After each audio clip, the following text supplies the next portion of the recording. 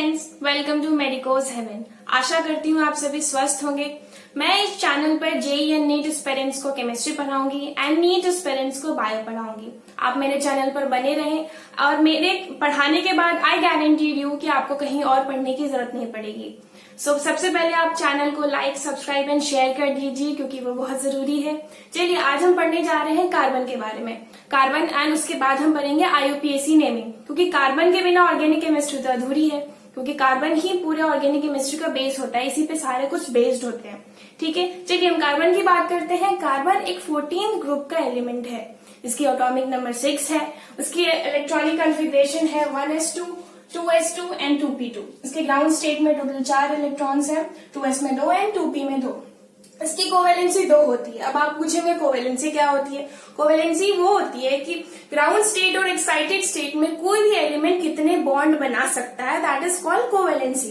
तो आप देख सकते हैं यहाँ पे इसके ग्राउंड स्टेट में 2 इलेक्ट्रॉन अनपेयर्ड है। पेयरिंग करके एक अनपेयर्ड है, इसका वाजिब सी बात है कि वो ये अनस्टेबल होंगे, उसको स्टेबल करना है तभी तो वो बॉन्ड बना पाएगा।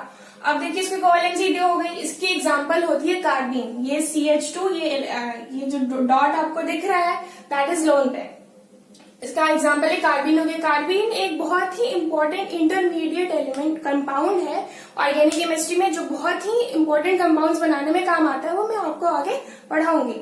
चलिए अब इसका first excited state. Excited state क्या होता है? जब हम एनर्जी देके किसी भी इलेक्ट्रॉन को दूसरे ऑर्बिटल में शिफ्ट करते हैं ताकि उसकी कोवेलेंसी बढ़ जाए, वो और भी ज्यादा बॉन्ड बनाने लगे। जितना वो एक्सटेंड कर सकता है वहां तक हम करते हैं। इसका फर्स्ट एक्साइटेड स्टेट में हम 1s का एक इलेक्ट्रॉन एक्साइट करके 2p में लेकर आए। अब देख सकते हैं अब इसके पास 4 अनपेयर्ड इलेक्ट्रॉन हो गए, मतलब अब ये 4 बॉन्ड बना सकता है। इसकी कोवेलेंसी अब 4 हो गई। इसका एक बहुत फेमस एग्जाम्पल है CH4। और भी बहुत सारे एग्जाम्पल है, हम बेसिक पढ़ रहे हैं तो हम बहुत इजिली लेंगे। ठीक है, अब बात करते हैं कार्बन की। कार्बन टोटल 4 बॉन्ड बना सकता है एक्साइटेड स्टेट में। ठीक है, अब आप देख चुके हैं आपने। अब देखिए इसके कार्बन और 2 एंगल, इसके एंगल होता है 109.5 डिग्री। इसका ज्योमेट्री टेट्राहेड्रल होता है। टेट्राहेड्रल ऑब्वियसली बात है, ये नॉन प्लेनर होता है। अपने इनऑर्गेनिक केमिस्ट्री में आप पढ़ेंगे आगे जाके। टेट्राहेड्रल होता है, इसके 6 बॉन्ड एंगल्स होते हैं। पूछेंगे आप 6 बॉन्ड एंगल्स कैसे हुए? आप देख सकते हैं यहाँ पे 1, 2, 3, मतलब ये जो ऐसे खड़ा होता है, ये 3 हो गए और एक आप ये ले लीजिए। इसमें टोटल एक यहाँ पे बॉन्ड एंगल हो गया, एक इधर 3 इधर हो गए और 3 इसके नीचे वाले। आप देख सकते हैं ये 3 टोटल 6 बॉन्ड एंगल्स होते हैं। ठीक है, अब हम पढ़ने जा रहे हैं बेसिक रूट्स, जैसे कि वर्ड रूट्स होते हैं जिससे जाके हम आगे जाके नोमेनक्लेचर करेंगे।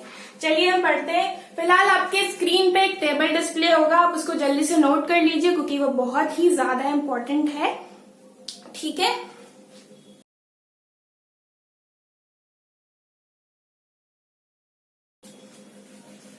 अब चलिए हम वर्ड रूट्स की बात कर लें। आप तब तक टेबल नोट करिए।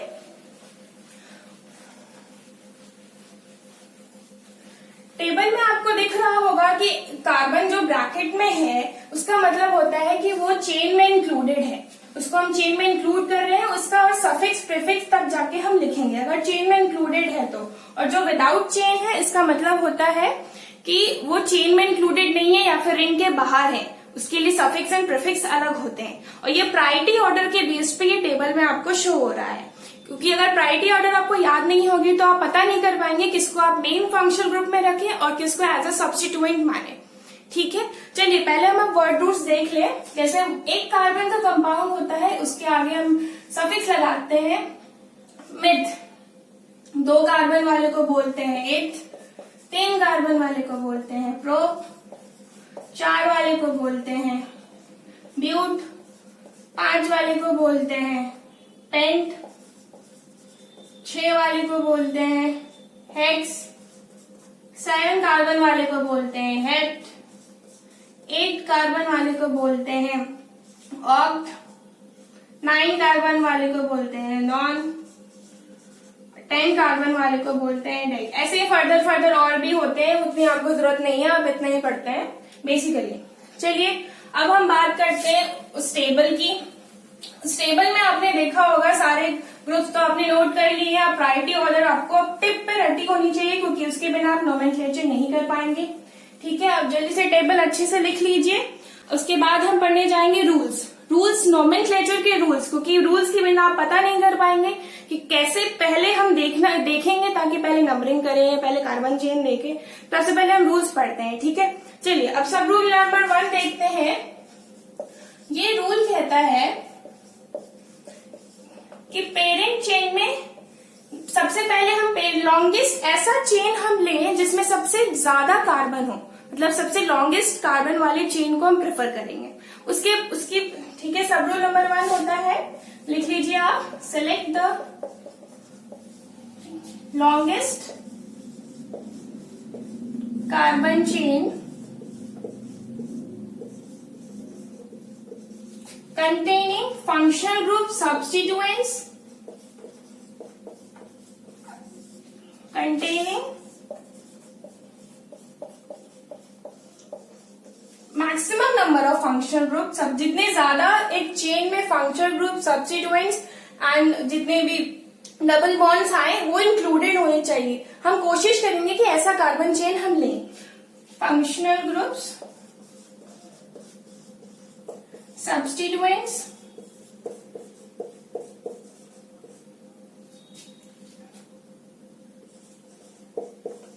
and multiple bonds।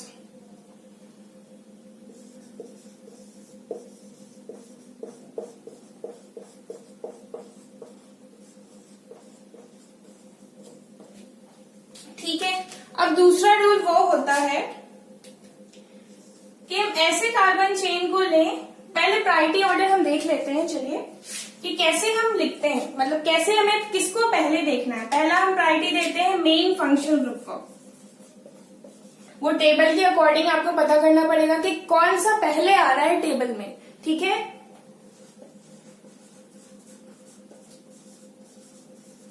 Main functional group, उसके बाद प्रायोरिटी देंगे हम मल्टीपल बॉन्ड्स को। उसके बाद हमें ये देखना है अगर फंक्शनल ग्रुप नहीं है तो हम सबसे पहले क्या देखेंगे, फिर मल्टीपल बॉन्ड्स को।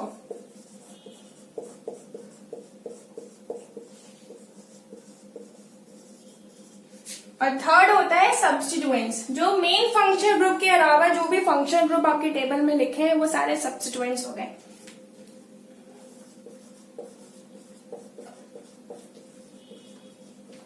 चलिए आप जल्दी से उसे नोट कर लीजिए। ठीक है, अब हम सब रूल नंबर 2 देखते हैं। हमें ऐसा, अगर कार्बन चेन में अगर मेन फंक्शनल ग्रुप इंक्लूडेड है और main functional group has carbon, तो उस कार्बन को हमें लॉन्गेस्ट कार्बन चेन में इंक्लूड करना पड़ेगा। मतलब हमें ऐसे कार्बन चेन चूज करना पड़ेगा जिसमें फंक्शनल ग्रुप का कार्बन इंक्लूडेड हो। ठीक है, चलिए लिख लेते हैं इसको।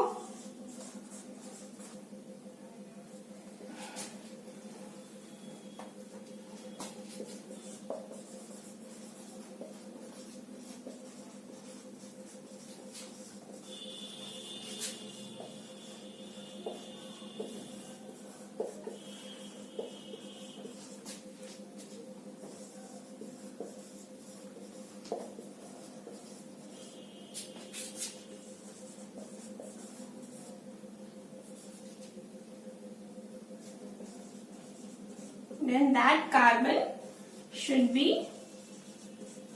included in parent chain। Parent chain होता है जो मेन चेन हमने चूज किया है। ठीक है, आप जल्दी से इसे लिख लें।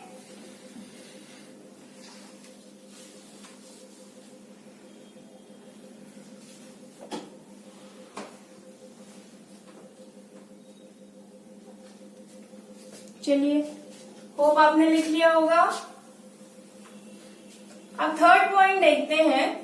ये नोट पॉइंट है कि अगर मेन फंक्शनल ग्रुप, अगर किसी भी चेन में कार्बन चेन आपको ऐसा दिया गया हो जिसमें बहुत सारे फंक्शनल ग्रुप लगे हों, तो उसमें से कोई एक मेन फंक्शनल ग्रुप होगा जिसकी प्रायोरिटी बहुत ऊपर होगी। उसके बाद वाले जो सारे ग्रुप्स होंगे that will be treated as substituents. ठीक है, ये एक नोट पॉइंट है। अब ये देखते हैं note point. According to, that is this is called according to priority table, जो आपके स्क्रीन पे डिस्प्ले हुआ था, जो आपने लिख लिया होगा I hope. According to priority table, the highest priority function group, जो कि टेबल में सबसे ऊपर था, highest priority functional group, function group को हम एफजी से डिनोट करते हैं, ठीक है। Function group treated as main functional group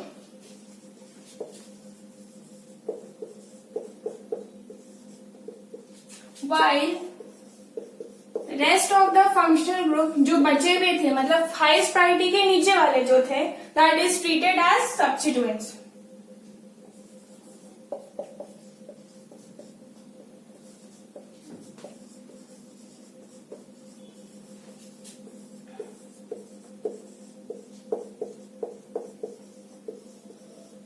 चलिए इसका हम एक एग्जाम्पल देख लेते हैं जिससे आपको क्लियर हो जाए ये पॉइंट, ठीक है।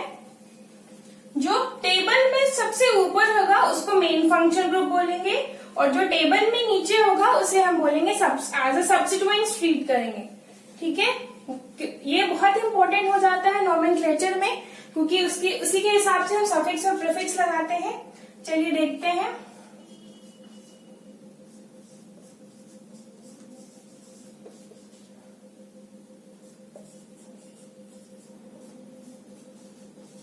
आप बता सकते हैं इस प्रायोरिटी टेबल के अकॉर्डिंग कि इसमें मेन फंक्शन ग्रुप कौन सा है, सब्स्टिट्यूएंट कौन सा है। चलिए मैं बताती हूँ। ये टेबल में आपको सबसे ऊपर दिख रहा होगा COOH, ठीक है। ये होता है, ये होगा यहाँ पे मेन फंक्शन ग्रुप, और यहाँ पे और अदर फंक्शन ग्रुप आपको क्या दिख रहा है, ये this will be treated as substituent, ठीक है। आपको होप आपको नोट पॉइंट क्लियर हो गया होगा। चलिए लिख लीजिए आप।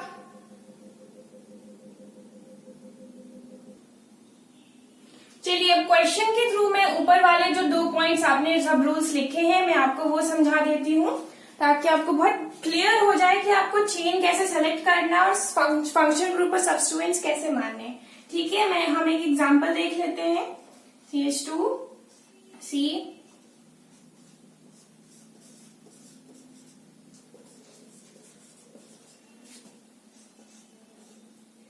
यहाँ पे H होगा, CH,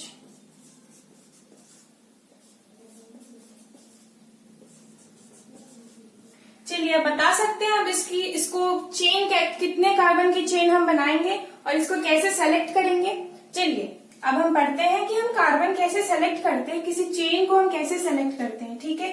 चलिए यहाँ पे मेन फंक्शन ग्रुप कौन सी है, दिख रहा है आपको, ये टेबल में सबसे ऊपर है, ठीक है। अब देखिए हमें अकॉर्डिंग टू रूल हमने क्या पढ़ा था कि हमें ऐसा चेन सेलेक्ट करना है उसमें नंबर ऑफ कार्बन्स भी ज्यादा हो, बट उसमें इंक्लूडेड कौन क्या क्या चीजें हो, फंक्शन ग्रुप हो, मल्टीपल बॉन्ड्स और सब्स्टिट्यूएंट्स भी साथ साथ आए, ठीक है। तो अब हम चेक करते हैं कि इसमें कितने कार्बन की चेन बन रही है। आप देख रहे हैं हम मेन फंक्शन ग्रुप के बाद हमने क्या चूज किया, डबल बॉन्ड, मल्टीपल बॉन्ड, ठीक है। अब हम इधर जाए या इधर जाए, इधर जाते हैं, ये एज अ सब्स्टिट्यूएंट ही ट्रीट होगा, ये भी एक सब्स्टिट्यूएंट है। अगर हम इधर जाते हैं तो हमारी मेन चेन जो है कितने कार्बन की बनेगी, आप बता सकते हैं, 1 2 3 4, ठीक है, 4 कार्बन की बनेगी। और अगर हम इधर जाते हैं तो आप देख सकते हैं कितने कार्बन की बनेगी, 1 2 3 4 5 कार्बन की। दो यहाँ पे भी सब्स्टिट्यूएंट है और ये भी सब्स्टिट्यूएंट है, तो हम यहाँ पे एज अ सब्स्टिट्यूएंट को मान के number of chain, carbon chain पे ध्यान देंगे, ठीक है। तो चलिए हमने नंबर ऑफ कार्बन चेन कितने कार्बन की बना ली, 5 कार्बन की बना ली। अब यहाँ पे ये एज अ सब्स्टिट्यूएंट ट्रीट होगा और ये भी एज अ सब्स्टिट्यूएंट ट्रीट होगा।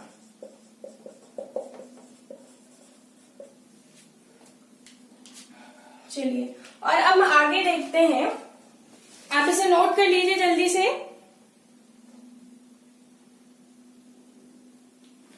आप बता सकते हैं टेबल देख के कि इसकी प्रीफिक्स क्या होगी, इसकी प्रीफिक्स होगी फॉर्माइन,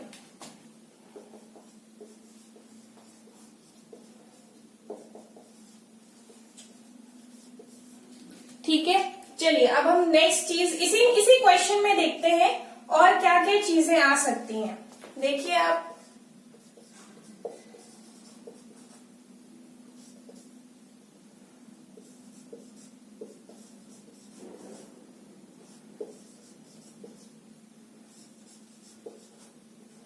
देखिए अब हमने तो मेन चेन सेलेक्ट कर ही लिया था, ठीक है। अब हम देखते हैं कि हम चेन कैसे सेलेक्ट करें कि इस यहाँ पे प्रीफिक्स क्या हुआ आपकी फॉर्माइल, यहाँ पे भी फॉर्माइल होगी, यहाँ 2 कार्बन थे सॉरी, यहाँ पे भी प्रीफिक्स फॉर्माइल होगी। पर आप देख सकते हैं यहाँ पे चलिए हम यहाँ पे एक शॉर्ट फॉर्म ये सीसी हमने डोनेट किया है नंबर ऑफ कार्बन चेन को। Total number of carbon chain कितने हुई 5 कार्बन की, ठीक है। यहाँ पे बता सकते हैं सब्स्टिट्यूएंट्स कितने हुए, देखिए एक ये हो गया एक ये हो गया, टोटल सब्स्टिट्यूएंट्स कितने हुए 2 और मल्टीपल बॉन्ड कितने आए 1। मल्टीपल बॉन्ड को हम एमबी से डिनोट करते हैं और सब्स्टिट्यूएंट्स को एस से डिनोट कर दिया, ठीक है 1। चलिए अगर हमने इस कार्बन चेन को जो हम बनाया था हमने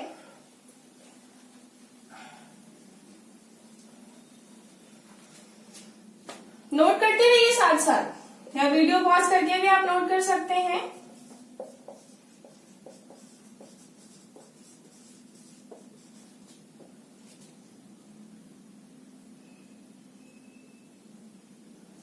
एक ज्यादा हो गया,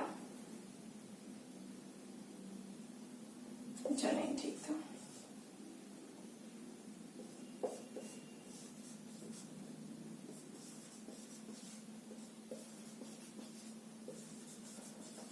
आप सोच रहे होंगे दीदी ने कि इस तरफ ये नंबर ऑफ कार्बन चेन क्यों किया, हम इधर से भी तो ले सकते थे क्योंकि ये भी एक सब्स्टिट्यूएंट की तरह काम कर रहा है, ठीक है।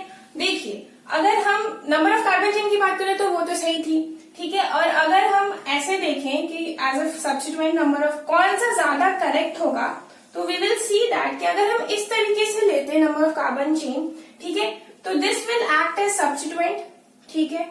ये भी एज ए सब्स्टिट्यूएंट काम करेगा और ये तो सब्स्टिट्यूएंट पहले से ही था क्योंकि ये मेन फंक्शन ग्रुप पहले ही आ गया, तो बाकी सारे तो क्या हो गए एज ए सब्स्टिट्यूएंट, ठीक है। अब देखिए अब हम देखें कार्बन चेन कितने की बनी 4 कार्बन की और सब्स्टिट्यूएंट कितने हुए 3 और मल्टीपल बॉन्ड्स कितने आए 1। तो आप देख सकते हैं किसको हम ज्यादा प्रीफरेंस देंगे। यहाँ पे एक गलती हो गई मेरे से, यहाँ पे हम ये देख रहे थे पिछले वाले क्वेश्चन में हमने क्या देखा कि 5 कार्बन की चेन बन रही थी, तो वो तो सही था क्योंकि 2 सब्स्टिट्यूएंट्स हमारे पास आ रहे थे। अब हमें ये चेक करना है कि अगर number of carbon chain same हो, मतलब मान लीजिए यहाँ पे 4 कार्बन की ही चेन बन रही थी, 5 की है, 5 कार्बन की चेन बन रही थी, तो हम इधर भी ले सकते थे इधर भी ले सकते थे, दोनों तरफ 5-5 की ही बनती, ठीक है। अब हमें कंफ्यूजन ये था कि हम इधर ले या उधर ले, ठीक है। तो यहाँ पे हमने देखा अगर हम इस तरीके से माना तो हमारे सब्स्टिट्यूएंट्स कितने आ रहे थे 2, एक ये और एक ये। पर अगर हम यहाँ पे देखें अभी भी हमारा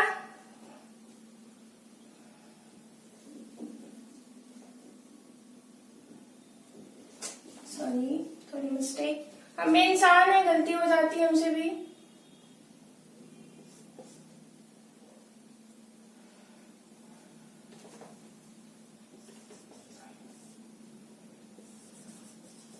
चलिए अब सही है।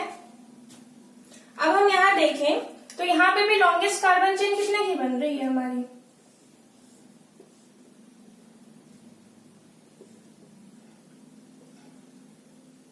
1 2 3 4 5। अगर हम इस तरीके से लेते हैं तो देखते हैं, अगर हम इधर से लेते हैं, अगर हम इस तरफ लेते हैं तो कितने की बन रही है 1 2 3 4 5, अभी भी 5 कार्बन की बन रही है, ठीक है। और सब्स्टिट्यूएंट्स अब यहाँ पे कितने हो गए, एक ये हो गया, एक ये था और एक ये था। अब टोटल 3 सब्स्टिट्यूएंट है, वहां पे कितने बन रहे थे सिर्फ 2 बन रहे थे। नंबर ऑफ कार्बन चेन वहां भी 5 है और यहाँ भी 5 है, और वहां सब्स्टिट्यूएंट कितने हैं 2 और यहाँ पे कितनी है 3। और मल्टीपल बॉन्ड की बात करें तो यहाँ पर भी एक है और वहां पर भी एक है, तो हम प्रायोरिटी किसको देंगे, क्योंकि यहाँ पे सब्स्टिट्यूएंट्स बढ़ गए, कार्बन चेन भी उतने की है, तो सब्स्टिट्यूएंट्स बढ़ गए तो हम प्रायोरिटी किसको देंगे, इसको।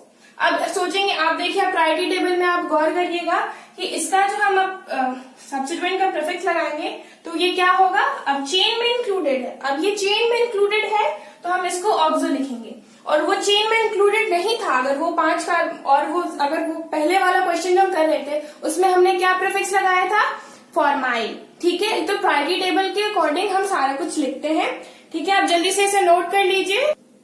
चलिए अब सब रूल नंबर 3 देखते हैं। आपने लिख लिया होगा। 3 ये कहता है कि अगर पेरेंट चेन सेम कार्बन की बन रही, जैसा आप इस एग्जांपल में देखे थे कि 5 कार्बन की पेरेंट चेन बन रही थी, तो हमें ऐसा चेन सेलेक्ट करना पड़ेगा। अगर सेम कार्बन की बन रही है तब की बात कर रहे हैं, हमें ऐसा चेन सेलेक्ट करना पड़ेगा जिसमें नंबर ऑफ सब्स्टिट्यूएंट सबसे ज्यादा हो। अभी आप एग्जाम्पल के थ्रू ये चीज समझ चुके हैं। चलिए अब उस पॉइंट को लिख भी लेते हैं। ठीक है,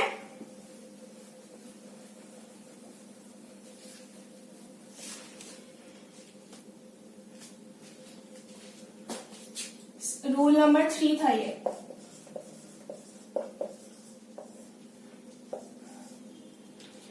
चलिए लिखते हैं, if parent chain contains same number of carbon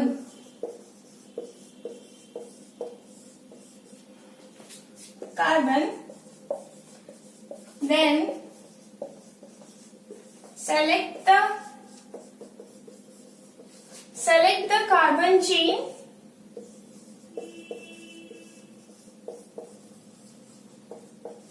that contains maximum number of substituent.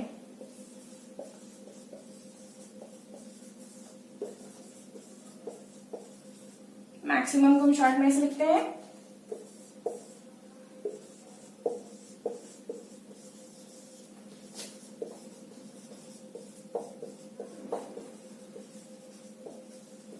चलिए अब एक एग्जाम्पल के थ्रू ये चीज समझ चुके हैं। चलिए अब रूल नंबर 4 देखते हैं। आप 3 तो समझ ही चुके थे पिछले एग्जाम्पल में। अब रूल नंबर 4 देखते हैं। रूल नंबर 4 कहता है कि अगर डबल बॉन्ड और ट्रिपल बॉन्ड दोनों ही प्रेजेंट है और हमारे पास चॉइस है कि हम स्टार्ट कहां से करें, तो हम प्रेफरेंस किसको देंगे, हम डबल बॉन्ड को देंगे। ठीक है, चलिए अब ये पॉइंट लिख लेते हैं। ये बहुत इंपॉर्टेंट हो जाता है नंबरिंग देने में। If both double and triple bond are present and there is a choice,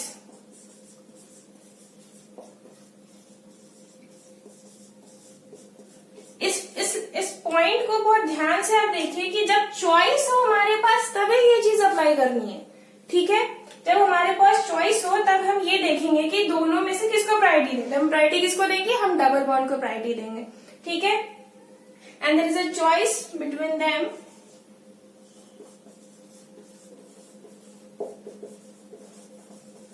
then double bond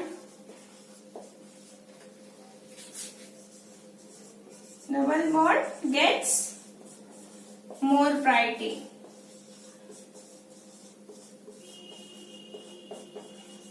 चलिए जल्दी से आप इसे नोट कर लीजिए। चलिए अब हमने तो नोमेनक्लेचर के रूल देख लिए, अब हम नंबरिंग के रूल देखते हैं कि हम नंबरिंग कैसे करते हैं। ठीक है, आइए हम नंबरिंग रूल पढ़ते हैं। पहला नंबरिंग रूल ये कहता है कि अगर हम पेरेंट चेन जो सेलेक्ट कर रहे हैं उसमें हमें ऐसा पेरेंट चेन सेलेक्ट करना है इस तरीके से कि जो मल्टीपल फंक्शनल ग्रुप है, मेन फंक्शनल ग्रुप है, मल्टीपल बॉन्ड्स है, सब्स्टिट्यूएंट्स है, वो लोएस्ट नंबर में आए।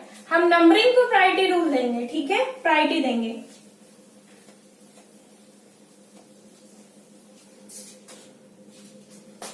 चलिए पढ़ते हैं।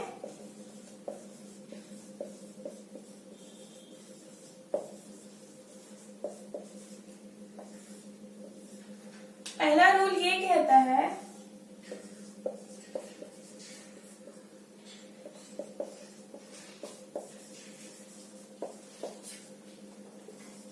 select the chain as such by which functional group, multiple bonds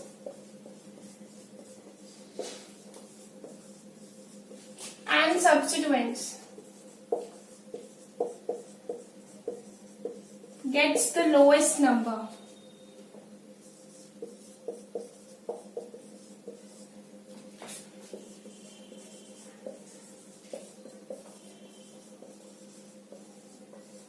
ठीक है, बहुत ही इजी था ये पॉइंट। चलिए नेक्स्ट पॉइंट देखते हैं, आप जल्दी से इसे नोट करिए। नेक्स्ट पॉइंट ये कहता है कि अगर मेन फंक्शनल ग्रुप के पास कार्बन है, if the main functional group, जो प्रायोरिटी टेबल में जो ऊपर हो उसे मेन फंक्शनल ग्रुप कहेंगे। If the main functional group contains carbon, then that carbon should be included in parent chain। हम नंबरिंग वहीं से शुरू करेंगे। हम पहले भी ये चीज पढ़ चुके हैं कि हम नंबरिंग हमें वहां कहां से शुरू करनी है, मेन फंक्शनल ग्रुप से, ठीक है। पर वो जो कार्बन जो मेन फंक्शनल ग्रुप कंटेन कर रहा है, हमें उसको चेन में इंक्लूड करना पड़ेगा। जैसे कि आप प्रायोरिटी टेबल में देख रहे थे कि वो जो ब्रैकेट में कार्बन था उसका मतलब होता है कि कार्बन वो मेन चेन में इंक्लूडेड है, ठीक है। That carbon should be included in parent chain. जैसे कि पहले वाला एग्जांपल ही देख लेते हैं हम।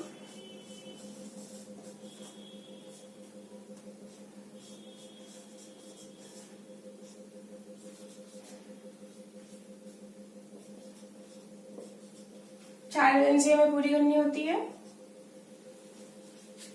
ठीक है। तो हम नंबरिंग कहां से शुरू करेंगे, यहाँ से। मेन फंक्शन ग्रुप यहाँ पे क्या था, C+H, क्योंकि ये प्रायोरिटी टेबल में सबसे ऊपर है। प्रायोरिटी टेबल टिप पे याद होनी चाहिए, याद रखिएगा।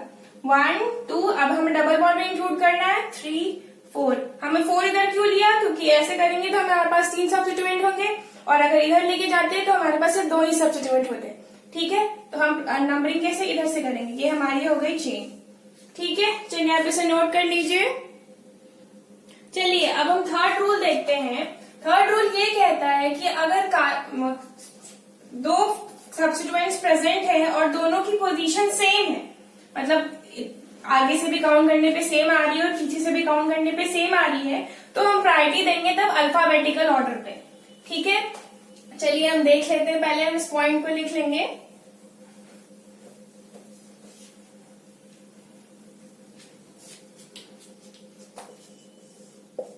If two substituents are present, substituents या फंक्शनल ग्रुप भी आप ले सकते हैं, नहीं सब्स्टिट्यूएंट्स ही हम यहाँ पे लेंगे, सॉरी, फंक्शनल ग्रुप तो फिर मेन अलग हो जाएगा। If two substituents are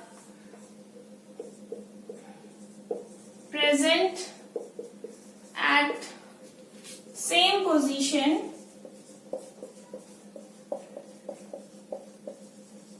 then numbering should be done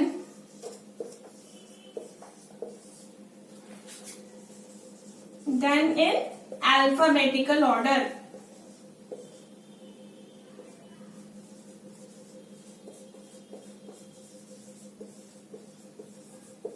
चलिए हम एग्जाम्पल के थ्रू इस पॉइंट को समझ लेते हैं।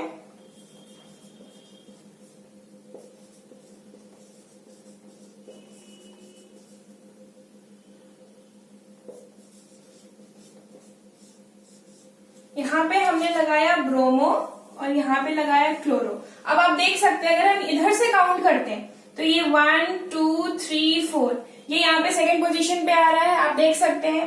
और अगर हम इधर से काउंट करते हैं तो ये भी सब्स्टिट्यूएंट कितने पे आ रहा है, 1 2 3 4। इधर से भी 2 पे आ रहा है, सब्स्टिट्यूएंट की बात कर रहे हो, इधर से भी सब्स्टिट्यूएंट 2 पे आ रहा है। अब हम प्रायोरिटी कैसे देंगे कि हम अल्फाबेटिकल ऑर्डर पे जाएंगे, ठीक है। अब अल्फाबेटिकल ऑर्डर पे बताइए, इसको हम बोलते हैं ब्रोमो और ये होता है क्लोरो, ठीक है। अब आप बता सकते हैं अल्फाबेटिकल ऑर्डर में कौन पहले आता है, बी और सी।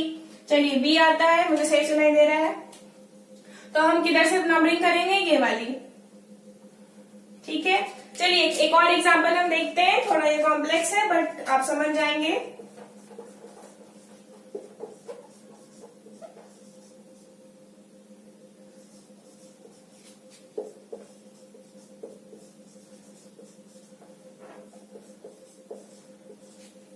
चलिए अब आप बता सकते हैं यहाँ पे मेन फंक्शनल ग्रुप कौन सा है, प्रायोरिटी टेबल देख के। आप पहले शुरू पढ़ रहे हैं, आप इनिशियल स्टेज में हैं, तो आप प्रायोरिटी टेबल पहले देख के बनाइए। उसके बाद लेकिन आपको धीरे धीरे वो याद होनी चाहिए। इसके लिए आप कर सकते हैं कि आप वो टेबल अलग से पेज में लिख के अच्छे से, और जहां आप पढ़ते हैं आपके स्टडी एरिया में, आप वहां पे उसको चिपका सकते हैं ताकि आप रोज देखें, उसे देखते देखते याद होगा। रटने की जरूरत नहीं है, ऑर्गेनिक केमिस्ट्री में रटने का कुछ भी नहीं है। बस आप प्रैक्टिस करिए और देखते रहिए हर चीज को। जैसे आज मैंने जो भी पढ़ाया आप कल फिर पढ़िएगा, तो फर्स्ट पेज से पढ़िए। जब तक आप फर्स्ट पेज से नहीं पढ़ेंगे, शुरू में स्पीड स्लो होगी, धीरे धीरे वो चीज बहुत फास्ट होते जाएगी और आप भूलेंगे नहीं। सबसे बुरी बात ये होती है बच्चों की कि लोग आगे बढ़ते जाते हैं और पीछे की भूलते जाते हैं, पर आप ऐसा नहीं करेंगे। आप फ्रॉम द फर्स्ट पेज आपको रोज पढ़ना है और फ्रॉम द फर्स्ट पेज पढ़ना है। चलिए देखते हैं यहाँ पे। अब आप बताइए मेन फंक्शन ग्रुप यहाँ पे क्या है। ये C++ फंक्शन प्रायोरिटी टेबल में ऊपर आता है, तो अब हम number of carbon chain select करिए। चलिए यहाँ पे C++ यहाँ पे भी है, यहाँ पे भी है, तो हम पड़ेगा। चलिए हम करते हैं। अब चेन, हमारी कार्बन चेन यहाँ बन गई। अब ये भी सब्स्टिट्यूएंट बन रहा है यहाँ पे, और ये भी सब्स्टिट्यूएंट है। चलिए अब बताइए इसका प्रीफिक्स क्या होगा, अमाइनो, और इसका क्या होगा। अब ये चेन में इंक्लूडेड नहीं है, तो इसका प्रीफिक्स क्या होता है, फॉर्माइल, और चेन में इंक्लूडेड होता तो क्या होता, ऑक्सो। टेबल को अच्छे से देखिएगा। चलिए अब बताइए हम नंबरिंग किधर से करें, इधर से करें या नीचे से करें। अब बताइए अल्फाबेटिकल ऑर्डर में हमें करना पड़ेगा। अब आप देख सकते हैं हमें नंबरिंग यहाँ से करनी है 1 2 3 4, ताकि पहला सब्स्टिट्यूएंट जो हमारा आए वो सेकंड पोजीशन पे आए और दूसरा हमारा थर्ड पोजीशन पर आए। ठीक है, अब जल्दी से आप इसको नोट कर लीजिए। ठीक, चलिए अब आगे देखते हैं। फोर्थ पॉइंट ये कहता है कि अगर दो सब्स्टिट्यूएंट्स प्रेजेंट हैं तो हम मिनिमम नंबर रूल लगाएंगे। आपने ये भी सुना होगा मिनिमम सम रूल, पर मिनिमम सम रूल हर जगह सक्सेस नहीं करता है, बट मिनिमम नंबर रूल हर जगह सक्सेस करेगा। चलिए हम इस पॉइंट को लिख लेते हैं।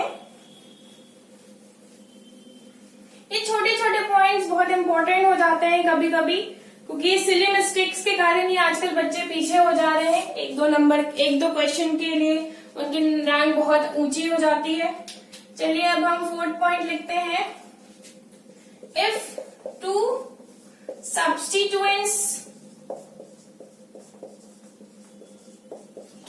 are present, two or more than, if two or more than two substituents are present, then we will do question by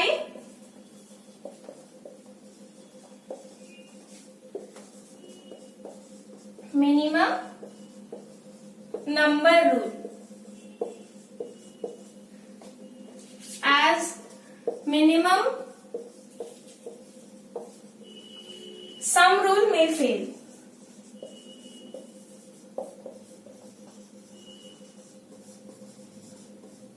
चलिए एक एग्जाम्पल के थ्रू हम इसको समझते हैं।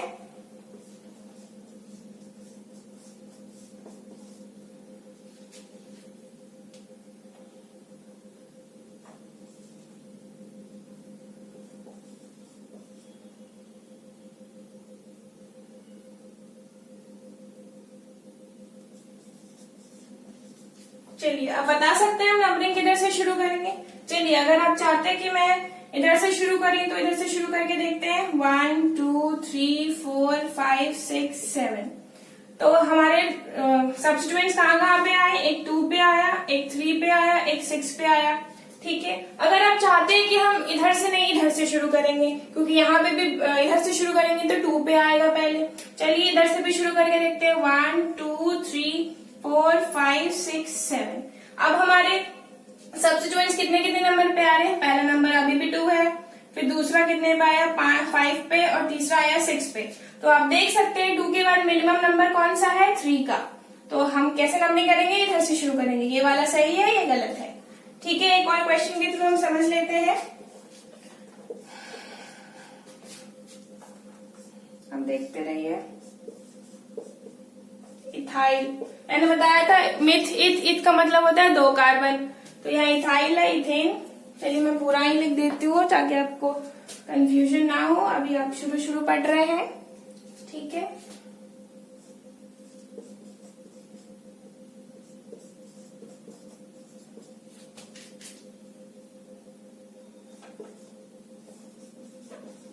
चलिए अब आप बता सकते हैं हम नंबरिंग कैसे शुरू करेंगे। ध्यान से देखिए, अब आप कहना चाह रहे हैं कि चलो यहाँ से शुरू करते हैं 1 2 3 4 5 6।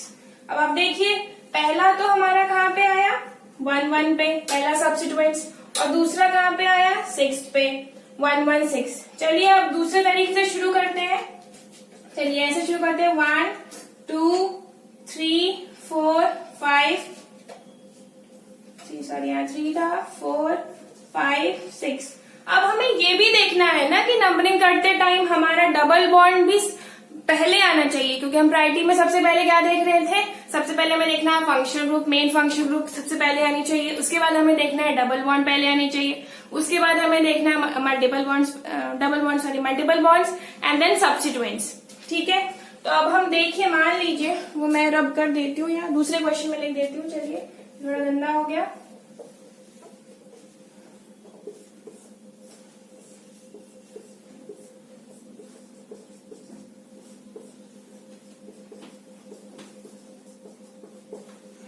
अब आप चाहते हैं कि मैं इधर से शुरू करूं 1 2 3 4 5 6। अब देखिए 1 1 पे तो आया, दूसरा कितने पे आया 2 पे, और हमारा 2 पे आया, और हमारा डबल बॉन्ड कितने पे आया 2 3 पे आ रहा है। चलिए एक और तरीके से हम देखते हैं आगे कि इसको कैसे कैसे सॉल्व करें ताकि आपको फर्दर फ्यूचर में कोई कंफ्यूजन ना आए कि हम नंबरिंग कैसे करें, तो ताकि हम नोमेनक्लेचर कर पाए ठीक से। ठीक है,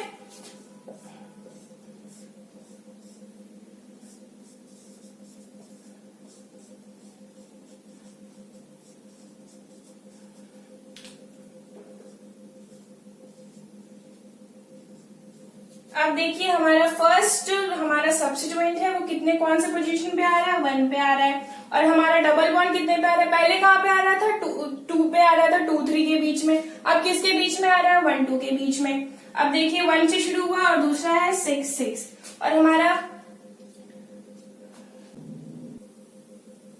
देखिए मैंने इसकी नंबरिंग सही कर दी, अब अपने कॉपी में सही कर लीजिए।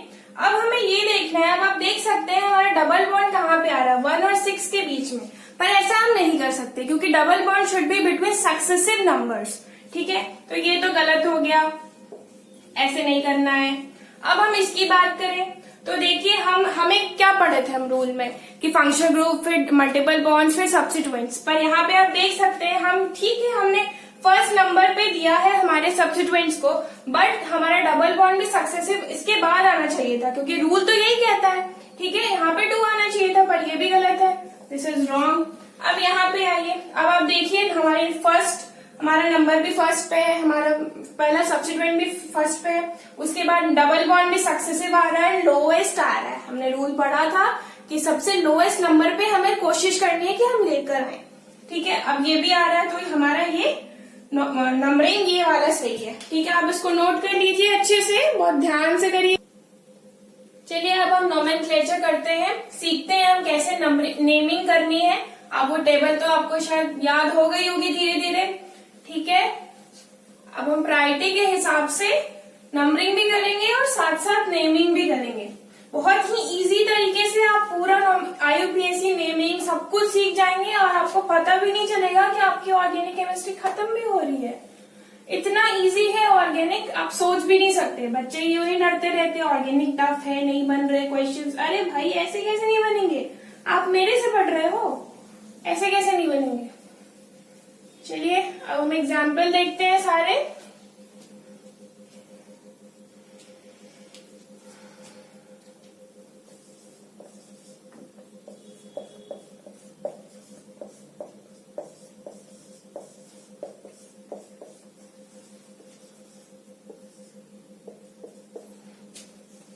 पहला देखते हैं, आप भी साथ साथ बनाते चलें।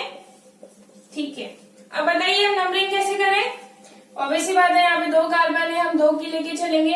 अब बताइए प्रायोरिटी टेबल देखते हुए ये 2 कार्बन है तो इथ होगा, क्योंकि मेन फंक्शनल ग्रुप को हम इसके कार्बन को इंक्लूड करना है जैसा कि आपने रूल में पढ़ा था। तो अब इसकी नेमिंग क्या होगी, इथेन। 1 और 2 ओइक एसिड हमें लगाना है क्योंकि सफिक्स लगाएंगे इसका प्रायोरिटी टेबल देखिए, प्रायोरिटी टेबल देख के आप बनाइए क्योंकि आप पहली बार बना रहे हैं। 1,2 डाइओइक एसिड, इसी का नाम है ऑक्सैलिक एसिड। ये कॉमन नेम भी मैं बता दे रही हूँ, ये पूछ लेते हैं कभी कभी, क्वेश्चन के थ्रू ये सब आ जाते हैं, तो आप ध्यान रखिएगा। चलिए अब दूसरा क्वेश्चन देखते हैं।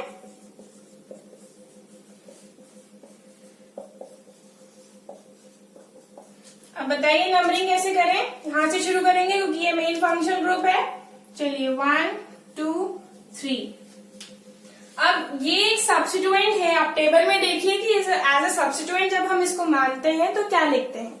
ठीक है, इसका प्रीफिक्स देख लीजिए आप, तो आप देखेंगे इसका प्रीफिक्स है हाइड्रोक्सी। तो देखिए अब 2 पे हाइड्रोक्सी है,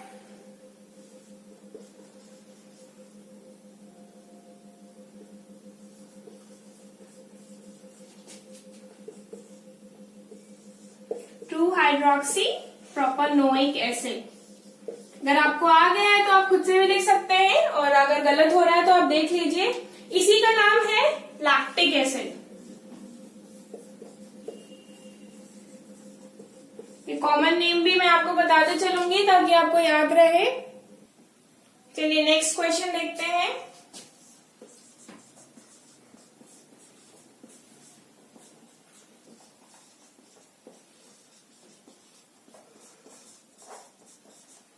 मेरे साथ साथ आप कॉपी करें। अब बताइए इसकी नंबरिंग कैसे करें प्रायोरिटी टेबल के हिसाब से। तो ऑब्वियस सी बात है, हम COOH को फर्स्ट प्रायोरिटी देंगे क्योंकि प्रायोरिटी टेबल में सबसे ऊपर है। उसके बाद हम यहां से नंबरिंग करें क्योंकि कार्बन को भी इंक्लूड करना है। चलिए 1 2 3 4। अब देखिए इसका प्रीफिक्स क्या था टेबल में, आप खुद से बनाइए, और इसको हम क्या लिखेंगे, मिथाइल। तो चलिए हम इसका नोमेनक्लेचर करते हैं।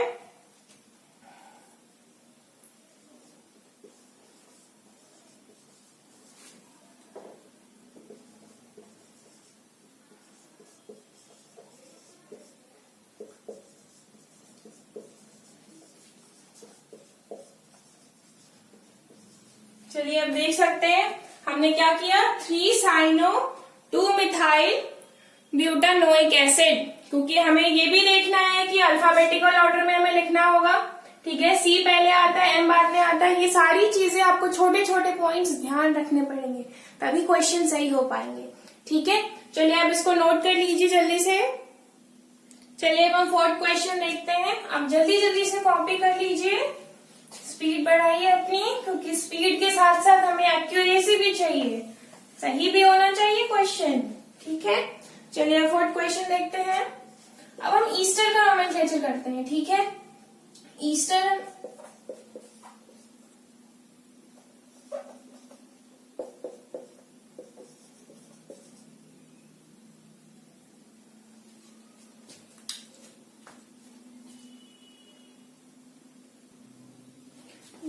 हो गया, ऐसे नहीं था। चलिए मैंने सारे क्वेश्चन, ये सारे बहुत जगह आए हुए क्वेश्चंस मैं आपको करा रही हूँ।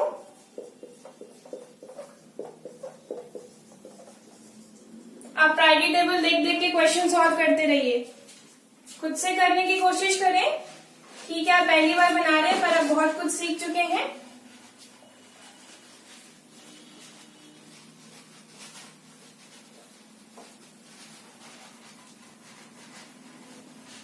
आ गया आंसर।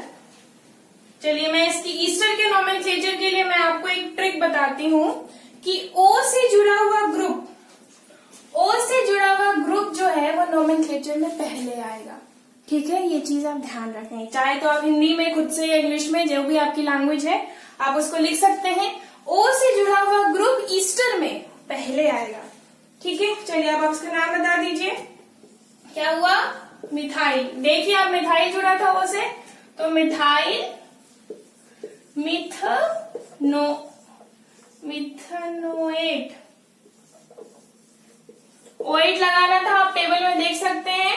ठीक है, चलिए नेक्स्ट क्वेश्चन देखते हैं हम।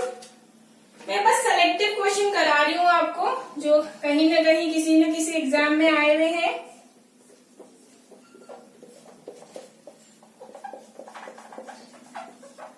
चलिए इसको सॉल्व करिए। कंफ्यूज नहीं होना है क्वेश्चंस में, देख के बस डर गए कि अरे ये कैसे होगा। कोशिश करते रहिए, कोशिश करने वालों की हार नहीं होती।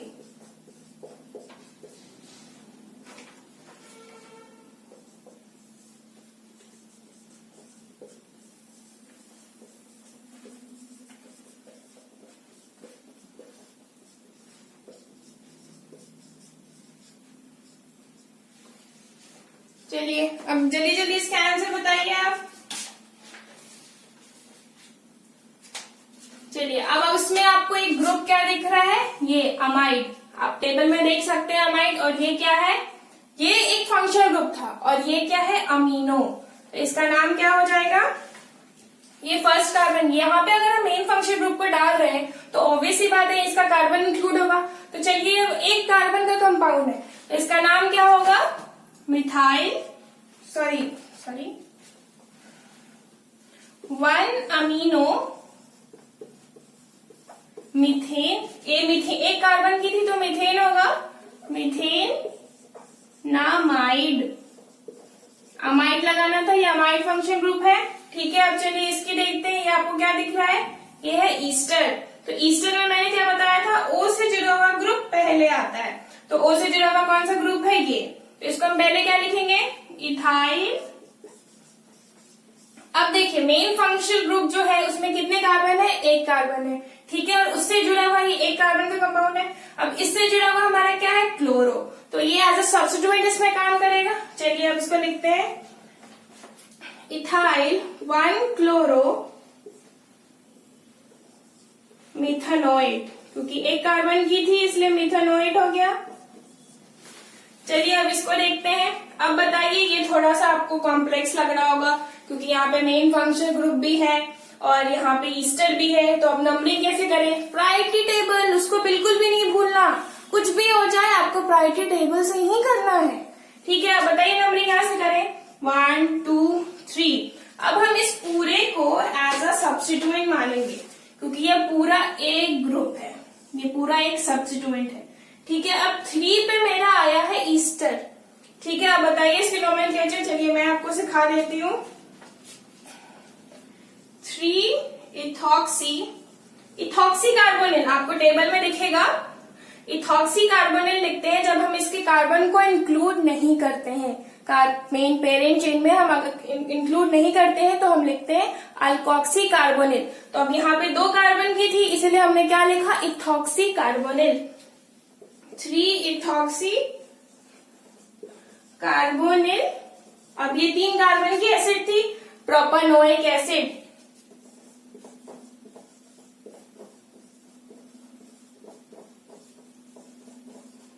आप जल्दी जल्दी इसको कॉपी कर लीजिए। ठीक है, फिर मैं और क्वेश्चंस, बहुत अच्छे अच्छे क्वेश्चंस कराऊंगी जो कहीं ना कहीं आईटीजेई और नीट में, एम्स में, एआईपीएमटी में, आईटी एडवांस में आते रहे हैं। वो सब बैक टू बैक आते ही रहते हैं इस टाइप के क्वेश्चंस। ठीक है, मैं हर टाइप के क्वेश्चंस आपको कराऊंगी, आप बेफिक्र रहिए। आपका नोमेनक्लेचर चुटकियों में कंप्लीट हो जाएगा। बस एक लेक्चर में पूरा यूपीएससी कंप्लीट है ना, बहुत ही ब्रेकिंग न्यूज। चलिए, होप आपने लिख लिया होगा। अब मैं आगे के क्वेश्चन कराती हूँ। ये आईटी 2003 में आया हुआ क्वेश्चन है, मैं लिख देती हूँ यहाँ पे।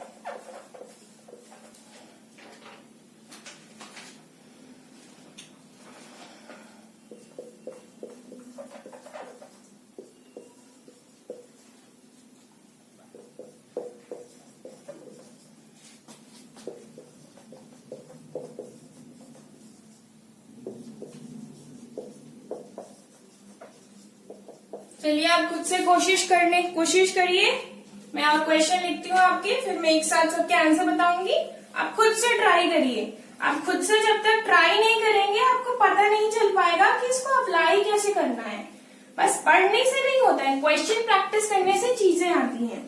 इसीलिए मैं ज्यादातर क्वेश्चन पे फोकस करती हूँ कि थ्योरी तो भाई बेसिक तुम समझ लो, फिर मैं क्वेश्चन के थ्रू तुम्हें थ्योरी पूरी समझा दूंगी, पूरे तुम्हारे कंसेप्ट क्लियर कर दूंगी, जो भी तुम्हारे डाउट्स आएंगे। चलिए और देखते हैं।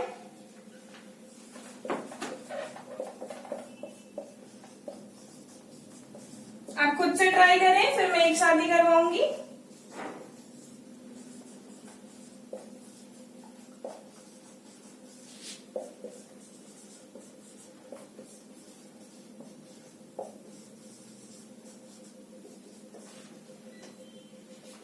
चलिए, आई होप आप सबने कर लिया होगा। अब बताइए इसका नेमिंग कैसे करें। अब देखिए इसमें कितने सब्स्टिट्यूएंट्स आपको दिख रहे हैं, ये 1 2 3। अब हम नंबरिंग कहां से शुरू करें, ऐसा शुरू करना है कि ये पूरा मेरा ग्रुप लोएस्ट नंबर पे आए। लोएस्ट नंबर रूल हमने पढ़ा है, ठीक है। अब देखिए हम नंबरिंग कहां से करेंगे, 1 2 3 4 5। अगर हम इधर से भी करते तो भी 3 पे आता, इधर से भी करते तो भी 3 पे आता, ठीक है। चलिए अब देखते हैं इसका नाम, NN। अब देखिए 2 कार्बन मेरा N से जुड़ा है, NN और 3 जगह मिथाइल है मेरी, NN3 NN3 tri methyl, NN3 tri methyl. अब 5 कार्बन की मेरी पूरी चेन बनी, लॉन्गेस्ट है, पेंटेन। और अमाइन कितने पे लगा है मेरे, 3, पेंटेन 3 अमाइन, है ना इजी, कुछ भी नहीं था, बस देख के डर लग रहा था। चलिए अब जल्दी से कॉपी करिए इसको। अब देखिए, अब आपको ये कौन सा ग्रुप दिख रहा है, अमाइड है ये डरना नहीं कि एल्डिहाइड है, ऐसा है, ये अमाइड है, ठीक है। अब चलिए इसका नाम लिखते हैं, N से जुड़ा है, एक मिथाइल है, सब्स्टिट्यूएंट है, ठीक है। तो इसका नाम क्या होगा, N मिथाइल मिथेनामाइड, क्योंकि एक कार्बन ही थे बस में फंक्शन ग्रुप में, ठीक है।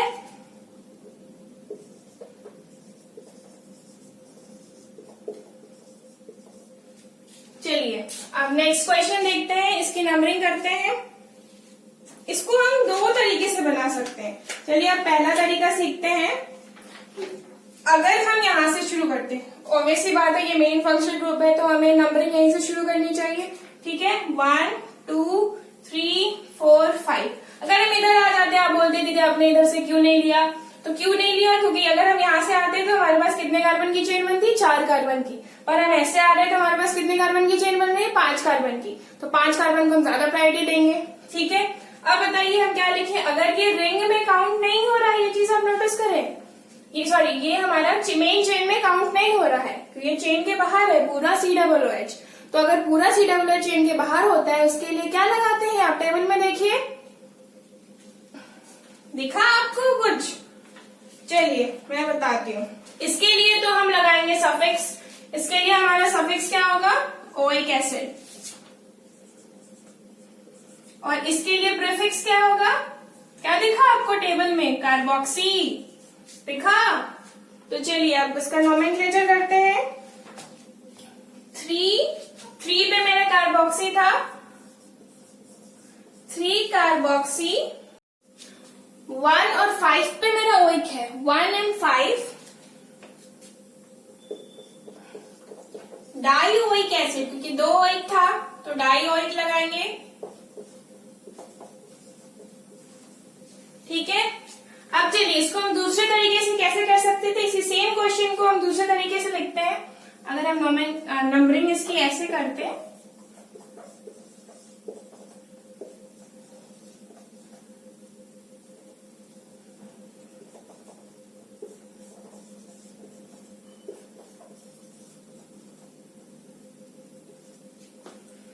चलिए अगर हम नंबरिंग इसकी ऐसे करते हैं 1 2 3। अब तीनों COOH जो है वो मेरा मेन चेन में काउंट नहीं हो रहा है।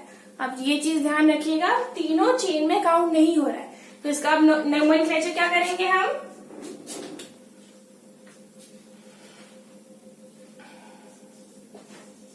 Propane 1 2 3 try carboxylic acid.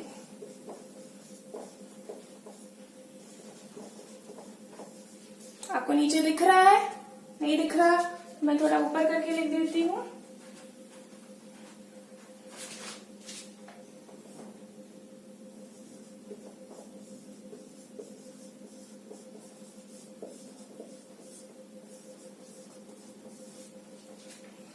चलिए, देखा आपने कितना इजी सारा हो गया। चलिए अब हम क्वेश्चन देखते हैं एनहाइड्राइड के। एनहाइड्रस का मतलब आपको पता है, जब किसी भी कंपाउंड से वाटर निकाल लिया जाता है तो उसको हम एनहाइड्रस बोलते हैं, और जब वाटर होती है तो क्या बोलते हैं? एक्वस। ठीक है, तो चलिए अब एनहाइड्राइड के हम नोमेनक्लेचर करते हैं।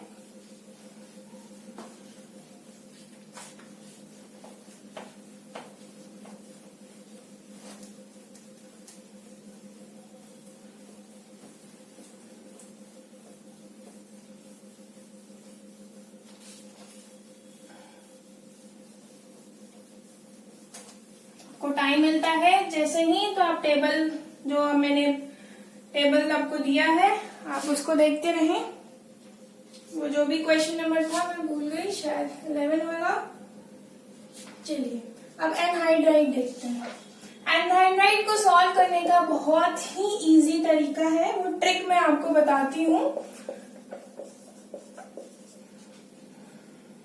देखिए, अब ये एनहाइड्राइड आपको जो दिख रहा है, इसको अगर मैं तोड़ूं, मतलब एसिड देके, मतलब सॉरी वाटर देके जब मैं तोड़ूंगी, तो यहाँ पे एक माइनस चार्ज आएगा, यहाँ प्लस चार्ज आएगा, और वाटर देंगे तो क्या होगा? H plus OH minus.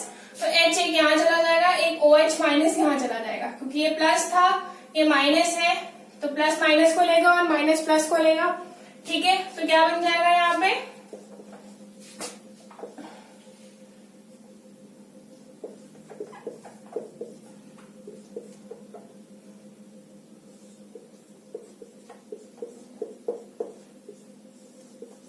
अब देख सकते हैं ये दो एसिड से जुड़ के बना है ये एनहाइड्राइड। ठीक है, तो अब इसका नाम क्या रख सकते हैं? ये कौन सा एसिड है? Methanoic acid. और ये कौन सा एसिड है? Ethanoic acid. तो इसका हम नोमेनक्लेचर कैसे करेंगे? इथेनोइक मिथेनोइक एनहाइड्राइड, क्योंकि जब हम इसको जोड़ेंगे तो इससे एक वाटर निकलेगा जिससे एनहाइड्राइड बनेगा। ठीक है, तो हमें किससे किससे बना था ये anhydride? Ethanoic acid and methanoic acid. ठीक है, तो एनहाइड्राइड को नोमेनक्लेचर कैसे करेंगे? Ethanoic methanoic anhydride. ठीक है, बहुत ही इजी है, बस समझने की देर है। और इथेनोइक मिथेनोइक क्यों बोला हमने? मिथेनोइक इथेनोइक क्यों ना बोला?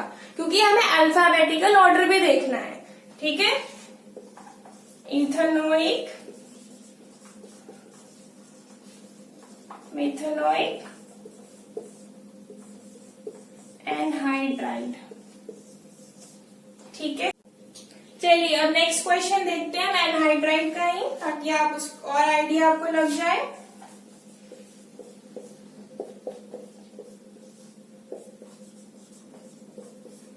जैसे कि मैंने बोला था, आपको तोड़ के उसका एसिड बनाना है, ताकि आपको पता लगे वो कौन से एसिड से बना है, और लास्ट में आप उसमें एनहाइड्राइड जोड़ दें। ठीक है, अब चलिए इसको तोड़ते हैं। यहाँ माइनस आएगा, H प्लस, ये सब बनाने का तरीका है। प्लस आएगा यहाँ पे OH माइनस जुड़ता। अब चलिए इसका नाम क्या होगा? चलिए पहले हम एसिड बना के देखते हैं कौन से एसिड ये बन रही थी।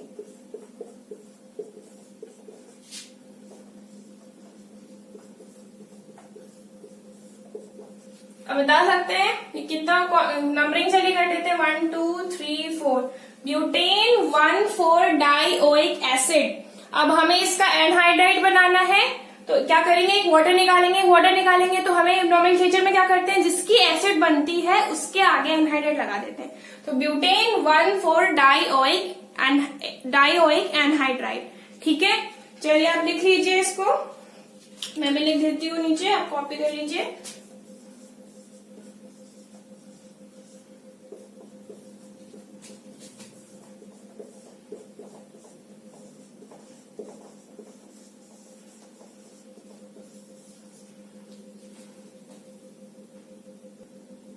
चलिए अब आगे हम ईथर का नोमेनक्लेचर देखते हैं। ईथर की बहुत पंजेंट स्मेल होती है और ईस्टर की फ्रूटी स्मेल होती है। होप आपने कॉपी कर लिया होगा, अगर नहीं किया तो बैक करके आप लिख लें उसको आराम से।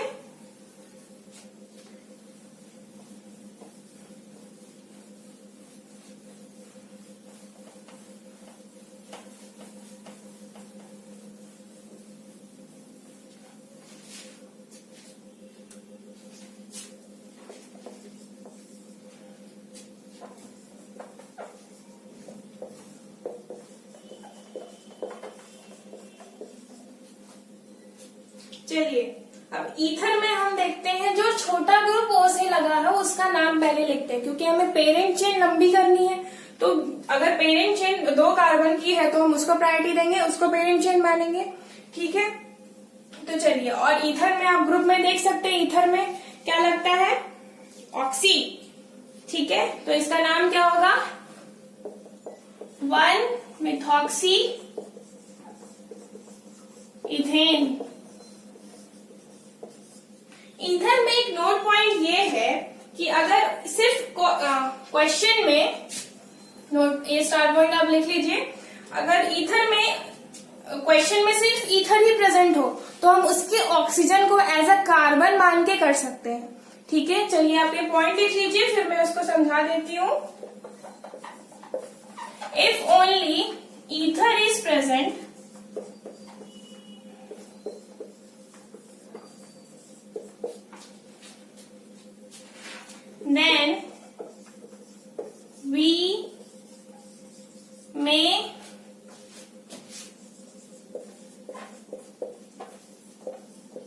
then we may consider oxygen as carbon।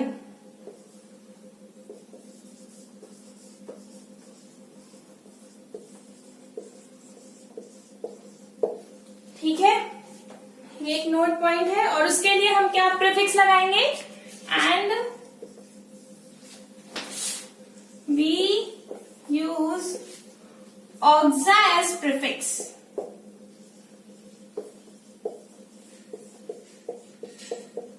ठीक है, तो ये क्वेश्चन के थ्रू हम इसको देखते हैं क्या मैं कहना चाह रही हूं।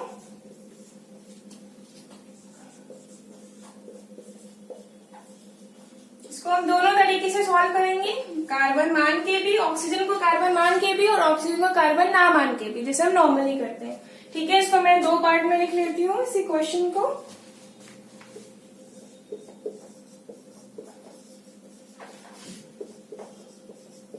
अब बिना ऑक्सीजन माने तो आपने देख लिया कि हम कैसे कर रहे थे। आप चलिए आप खुद से बनाइए। अब नंबरिंग आप कैसे करेंगे, ये अब बात आपको ध्यान में रखनी है। आप देखिए, ये एक छोटा ग्रुप जो हमने लिया था ओ के साथ, उसको अलग रखना है, उसको आगे लिखना है। अब मेन कार्बन चेन कितने कार्बन की बन रही है, आप देख सकते हैं 1 2 3। तो अब देखिए कितने पे मेथॉक्सी आ रहा है, 2-मेथॉक्सी प्रोपेन। और अगर हम इसको ऑक्सीजन मान के करते तो हम क्या करते, 1 2 3 4, 4 कार्बन की चेन बनती है, और यहाँ पे 3 कार्बन की ही बन रही थी। ठीक है, तो 4 कार्बन की बन रही है, तो हम क्या लिखेंगे, 3-मिथाइल, क्योंकि ये 3 पे सबसे ज्वाइंट आ रहा है, तो 3-मिथाइल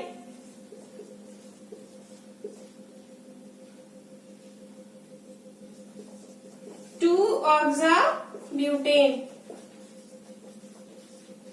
ठीक है, आप देख सकते हैं 3-मिथाइल 2-ऑक्सा-ब्यूटेन।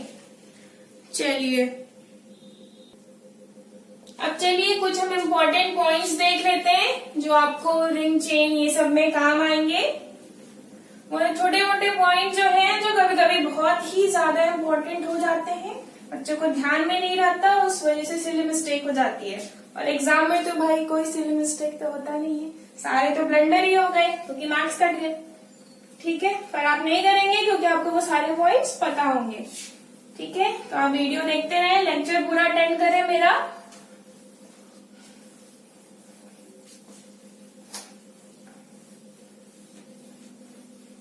चलिए अब हम इन छोटे मोटे पॉइंट्स देखते हैं। ये स्टार पॉइंट करके लिख लीजिएगा। If both open and closed chain are identical, मतलब सेम कार्बन की ओपन चेन भी बन रही है, क्लोज चेन भी बन रही है, तब हमें क्या करना है, chain are identical, then close chain को हमें मोर प्रायोरिटी देनी है।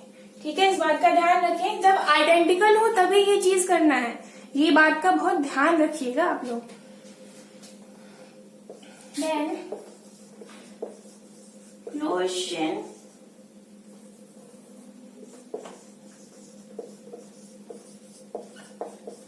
gets more priority। ठीक है, अब चलिए नेक्स्ट पॉइंट देखते हैं। आप जल्दी से इसको नोट कर लीजिए। सेकेंड पॉइंट ये कहता है कि अगर मेन फंक्शन ग्रुप किसी चेन्स मतलब किसी रिंग से जुड़ा है, ठीक है, और उसके कार्बन है, उस फंक्शन ग्रुप के पास कार्बन है, तो उस कार्बन को हमें उस रिंग में काउंट नहीं करना। ठीक है, अगर if main function group contain carbon, that carbon should not be included in the chain, and carbon is not included in the chain if main function group contains carbon and directly attached with the ring। अगर ring से directly attached है तो then the carbon of main function group will not be included in the carbon chain। ठीक है, इस बात का ध्यान रखिए, आप इस बात को लिख लीजिए। if main functional group contains carbon and directly attached to the ring,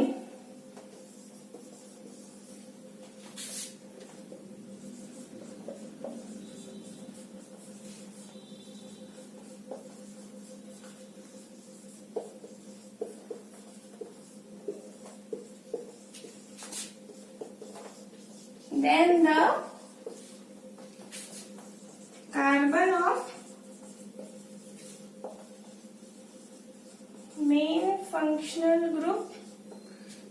carbon of main functional group will not be included in the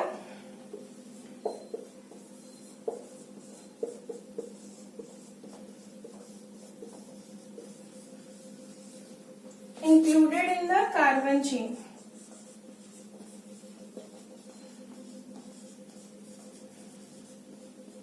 चलिए अब लिख लीजिए इसको। चलिए अब थर्ड मेन पॉइंट देखते हैं कि अगर benzene is present in the parent chain, अगर बेंजीन पेरेंट चेन में प्रेजेंट है तो और हमें इसको काउंट करना है, देन हमें बेंजीन लिखना पड़ेगा एज अ वर्ड रूट। ठीक है, लेकिन अगर बेंजीन एज अ सब्स्टिट्यूएंट वहां पे प्रेजेंट है then we will use prefix phenyl. ठीक है, इस बात को मैं लिख देती हूँ, आप नोट कर लीजिए। ऊपर का मैं रब कर देती हूँ, वो आपने लिख लिया होगा।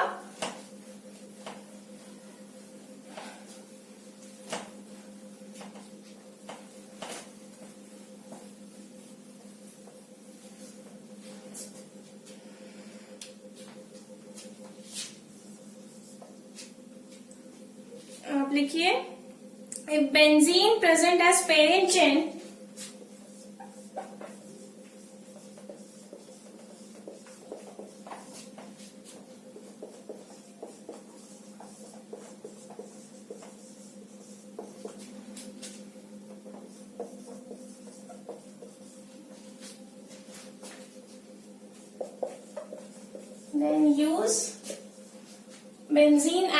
then use benzene as a place of word root। Benzene in word root, but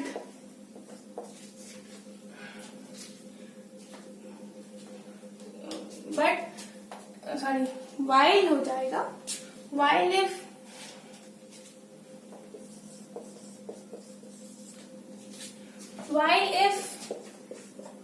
benzene is present as substituent,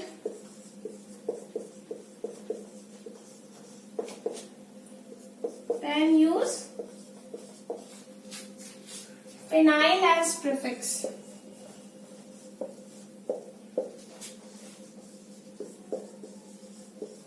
मैं क्वेश्चन के थ्रू ये सारे पॉइंट समझा देती हूँ, आप लिख लीजिए जल्दी जल्दी।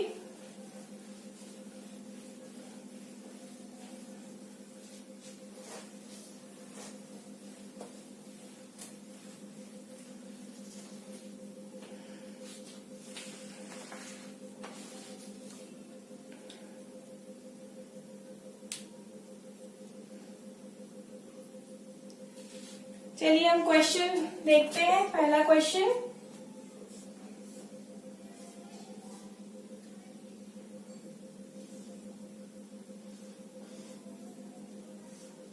अब आप देख सकते हैं इस क्वेश्चन में यहाँ पे रिंग में कितने कार्बन लगे हैं, 1 2 3 4, और रिंग के बाहर चेन में कितने कार्बन है, 1 2 3 4। अब देखिए जो पॉइंट मैंने बताया था, क्या बताया था कि अगर दोनों चेन रिंग और चेन में आइडेंटिकल कार्बन्स हों देन हमें किसको प्रीफरेंस देनी है, रिंग वाले को। ठीक है, तो अब बता दीजिए इसका नाम। अगर हम जिसको एज ए सब्स्टिट्यूएंट लिखते हैं, अगर कार्बन चेन होती है तो हम आई लगाते हैं, जैसे हमने फिनाइल लगाया था, ठीक है, वैसे हम आई लगाते हैं। ठीक है, तो इसका नाम आप खुद कोशिश करिए पहले। 1N ब्यूटाइल, क्योंकि नॉर्मल ब्यूटाइल है, N का मतलब होता है normal straight chain. 1N butyl cyclobutane. ठीक है, बहुत ही इजी है, आप देख सकते हैं, बहुत ही सिंपल। चलिए अब हम आगे बढ़ते हैं। ये बहुत फेमस नाम होगा, आप जब मैं इसको बताऊंगी आपको, आप लिख लीजिए। ये इसका मतलब होता है फिनाइल। ये डबल बॉन्ड जब हाइब्रिड होते हैं, जब मैं रेजोनेंस पढ़ाऊंगी तब मैं बताऊंगी ऐसे क्यों हुआ, ये हाइब्रिड होते हैं। चलिए मैं इसको पूरा ही लिख देती हूँ ताकि आपको कोई कंफ्यूजन ना हो।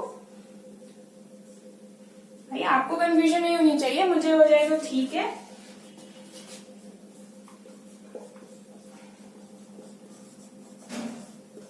चलिए अब इसका नाम आप खुद से बनाने की कोशिश करें।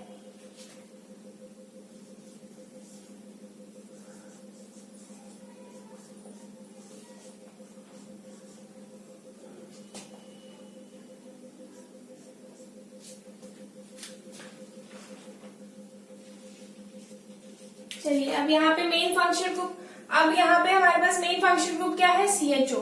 ठीक है, तो CHO as main function group है, तो नंबरिंग यहीं से शुरू करेंगे हम। चलिए नंबरिंग यहाँ से शुरू करते हैं, 1 2 3। 3 पे फिनाइल आ रहा है मेरा। मैंने बोला था कि अगर हम बेंजीन को अगर एज ए सब्स्टिट्यूएंट ट्रीट करते हैं तो हम क्या लगाते हैं, फिनाइल। चलिए इसका नाम लिखते हैं हम 3 फिनाइल। आप देख सकते हैं 3 पे फिनाइल लगा है, 3 फिनाइल प्रो 2इन। प्रोपेन है और 2 पे डबल बॉन्ड है, तो डबल बॉन्ड को हम क्या लगाते हैं, इन। 2इन 1 अल। देख सकते हैं इसी कंपाउंड का नाम है सिनेमल्डिहाइड। ठीक है, चलिए लिख लीजिए आप।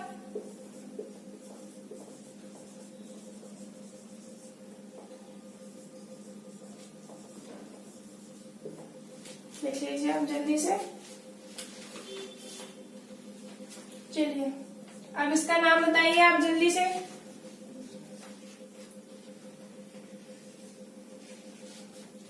अब मैंने क्या बोला था, जब हम रिंग में काउंट नहीं करते तो हम क्या लिखेंगे, पूरा मिथाइल।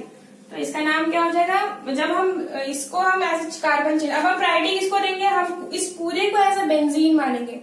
ठीक है, पूरा ये बेंजीन है, इसका क्या नाम हो जाएगा, मिथाइल बेंजीन।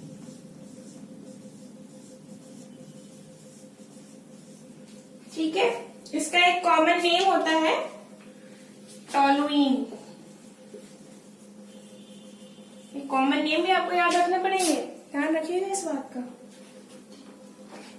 चलिए और क्वेश्चंस कर लें ताकि आपके सारे कंसेप्ट क्लियर हो जाए, आपको कहीं और जाने की जरूरत ना पड़े। मेरे लेक्चर्स पर आप अटेंड करते रहिए, और अब तक आपने अगर सब्सक्राइब, शेयर और लाइक ना किया हो तो जल्दी से कर लें। ठीक है,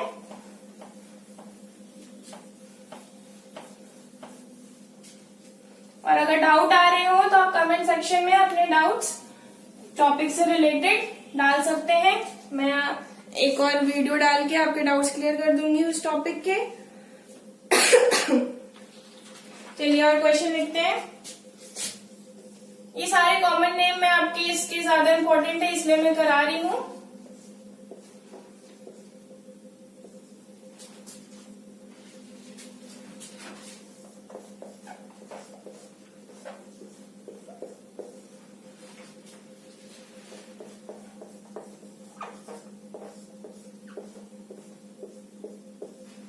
चलिए अब नाम बताइए आप मेरे को जल्दी से। इसका नाम क्या हो जाएगा, ये क्या है, ईथर है, इसका नाम क्या होगा, मिथॉक्सी बेंजीन, इसी का नाम एनीसोल है।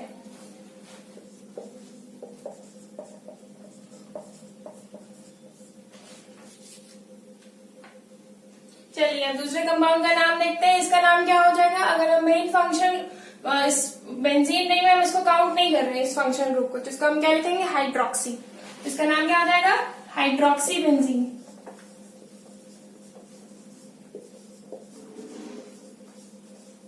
इसी का नाम है फेनॉल।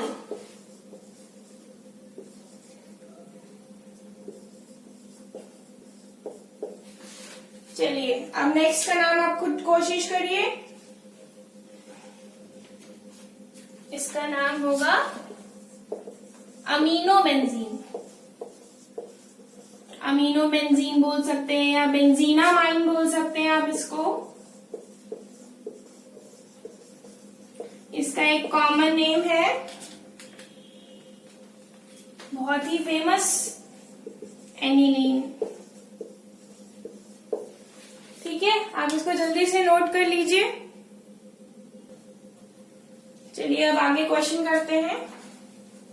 ये मैं इसलिए करा रही हूँ ताकि इसके आपको कॉमन नेम भी पता चल जाए और आपकी थोड़ी और प्रैक्टिस भी हो जाए, है ना। Practice makes the man perfect.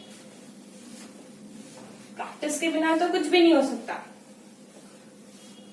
और ऑर्गेनिक केमिस्ट्री में थोड़ी बहुत प्रैक्टिस तो चाहिए ही। चलिए और क्वेश्चन देखते हैं।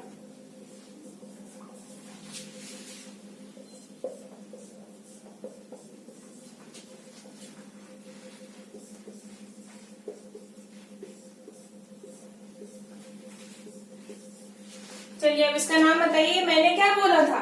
जब हम बेंजीन रिंग लेते हैं और अगर मेरे पास फंक्शनल ग्रुप है, उसका कार्बन अगर बेंजीन रिंग में ऐड नहीं हो रहा है, तो हमें क्या लगाना है? कार्बल कॉक्सी। ऐसे एसिड में है कार्बल कॉक्सी है, कार्बन डिहाइड होगा इसमें। ठीक है, आप बताइए इसका नाम, आप खुद से बताइए। इसका नाम क्या हो जाएगा? बेंजीन कार्बन डिहाइड। इसी का कॉमन नेम है, सॉरी कॉमन नेम क्या? बेंजीन कार्बन डिहाइड को हम बेंजल डिहाइड भी बोलते हैं।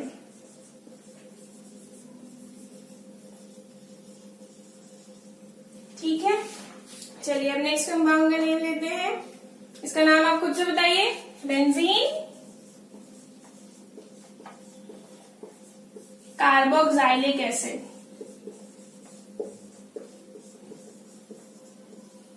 या फिर हम इसी को क्या बोलते हैं? Benzoic acid.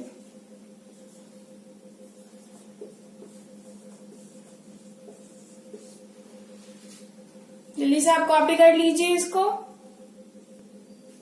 चलिए अब और क्वेश्चन देखते हैं। थोड़ा आपकी प्रैक्टिस अच्छी कर दें ताकि आपको और कहीं जाने की जरूरत ना पड़े। अब मेरे लेक्चर से ही आपकी पूरी IUPAC नेमिंग कंप्लीट हो जाए।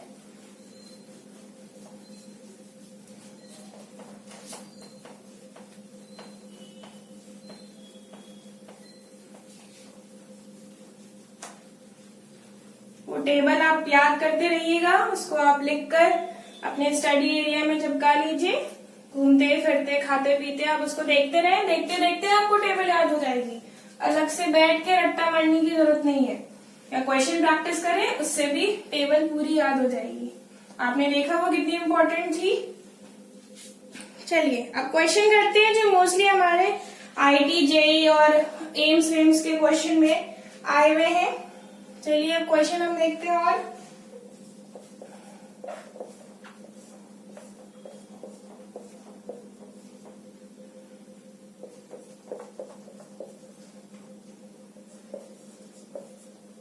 आप खुद से सॉल्व करने की कोशिश करें, मैं तो बताऊंगी।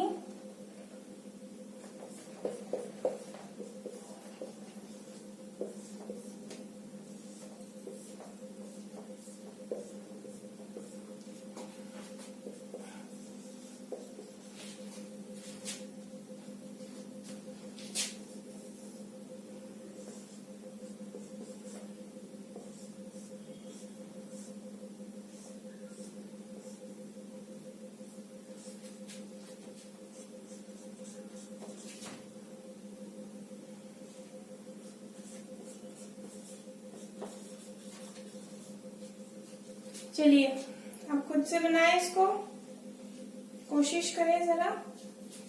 मैं और लिख देती हूँ।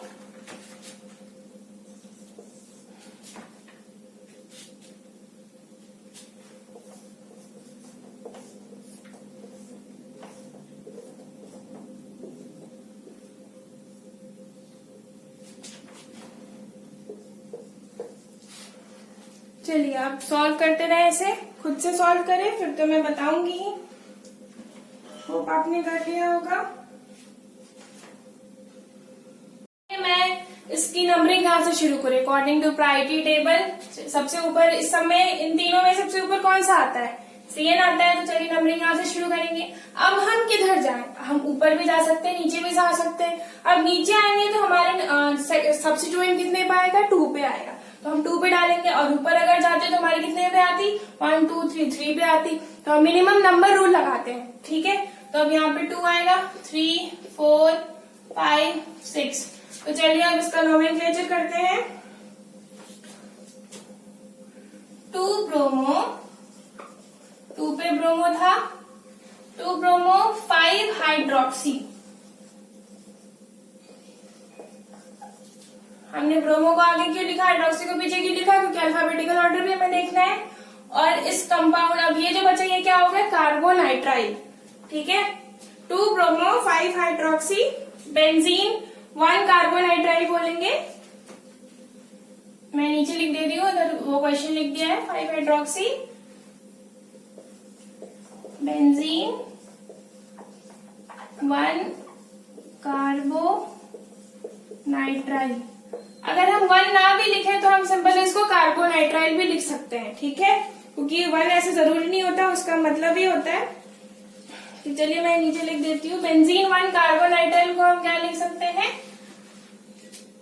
बेंजोनाइट्राइल।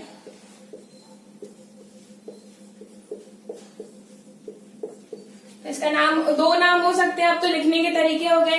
2 ब्रोमो 5 हाइड्रोक्सी बेंजीन 1 कार्बोनाइट्राइल, या फिर हम बोल सकते हैं 2 ब्रोमो 5 हाइड्रोक्सी बेंजोनाइट्राइल, ठीक है। चलिए अब नेक्स्ट क्वेश्चन देखते हैं। इसकी नंबरिंग कर रहे हैं आप खुद से। ये बहुत ही फेमस कंपाउंड है। इसमें मेन फंक्शनल ग्रुप कौन सा हो गया? COOH, ठीक है। तो नंबरिंग यहां से करेंगे 1 2 3 4 5 6। अब 2 पे क्या आ रहा है? एसिटॉक्सी, ठीक है। आप टेबल देखें, आपको पता चल जाएगा। ये IIT 14 में आया हुआ है, IIT 2014 में आया है, और JEE मेंस 14 में भी आया था, ठीक है। ये भी IIT में आया हुआ क्वेश्चन है। जो मैं करा रही हूँ आपको सारे क्वेश्चन, वो कहीं ना कहीं आए हुए क्वेश्चन है, ठीक है। या तो आपको NCERT में मिल जाएंगे, या तो IIT JEE में मिल जाएंगे, या एम्स नीट PMT कहीं पे भी आपको मिलेंगे, ठीक है। चलिए अब इसका नाम लिखते हैं। इसका नाम क्या होगा?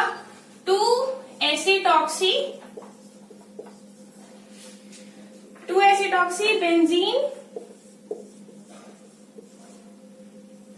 मैं नीचे लिख दे रही हूँ, benzene carboxylic acid. Benzene carboxylic acid को हम बेंजोइक एसिड भी लिख सकते हैं। तो इसका एक और नाम क्या हो जाएगा? मैं और करके लिख देती हूँ। 2 एसिटॉक्सी बेंजोइक एसिड। इसी कंपाउंड का नाम है एस्पिरिन। सुना है, टैबलेट भी खाया होगा इसका कभी, या सुना होगा? एस्पाइरिन, ठीक है। ये एक एंटीसेप्टिक एंड एनाल्जेसिक मेडिसिन है। इसके यूजर्स भी कभी कभी पूछ लेते हैं कि ये कंपाउंड दे देगा, 2-3 ऑप्शन दे देंगे, बोलेंगे कि इसमें से एंटीसेप्टिक वाला कौन सा है। तो आपको याद रखना पड़ेगा एंटीसेप्टिक है, एनाल्जेसिक एंड एंटीपायरेटिक।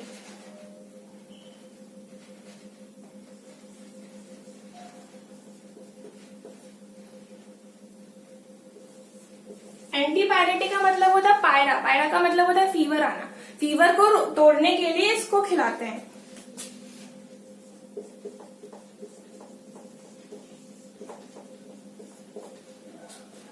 ठीक है, ये याद रखिएगा, स्टार पॉइंट हो गया एक तरीके का। चलिए अब नेक्स्ट क्वेश्चन, इसकी नंबरिंग करते हैं, फिर नोमेनक्लेचर करते हैं, ये भी बहुत इंपॉर्टेंट है, इसमें भी स्टार मार्क कर लीजिए, इसमें भी स्टार मार्क कर लीजिए। चलिए अब इसकी नंबरिंग करते हैं। नंबरिंग यहाँ से शुरू होगी 1 2 3 4। अब बताइए 4 पे क्या आएगा, हाइड्रोक्सी। तो और N से जुड़ा है, फिनाइल जो है वो N से जुड़ा है, तो हम क्या लिखेंगे, N 4 हाइड्रोक्सी। आपको विजिबल है, हाँ, N 4 हाइड्रोक्सी फिनाइल, क्योंकि एज अ सब्स्टिट्यूएंट हम मान लेते, ये हमारा मेन फंक्शनल ग्रुप हो गया, तो एज अ सब्स्टिट्यूएंट हम इसको मानेंगे, इसीलिए हमने फिनाइल लिखा है। N 4 hydroxy phenyl ethanamide.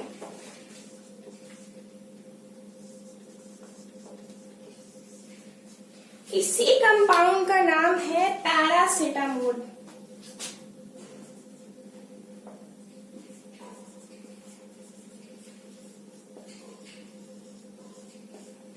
इसका यूज भी है, ये एंटीपायरेटिक होता है।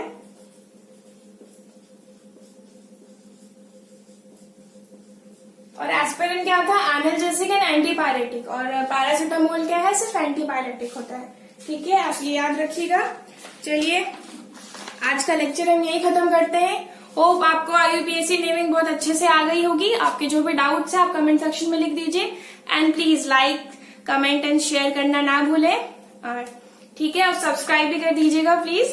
और मैं कल आपको पढ़ाऊंगी, नेक्स्ट लेक्चर जो मेरा होगा वो होगा फर्दर आइसोमर्स पे। ठीक है, तो आप ट्यून रहिएगा, मेरे लेक्चर्स अटेंड करते रहिए। आई गारंटीड यू कि आपको ऑर्गेनिक में कोई भी दिक्कत नहीं आएगी। नमस्ते, जय हिंद।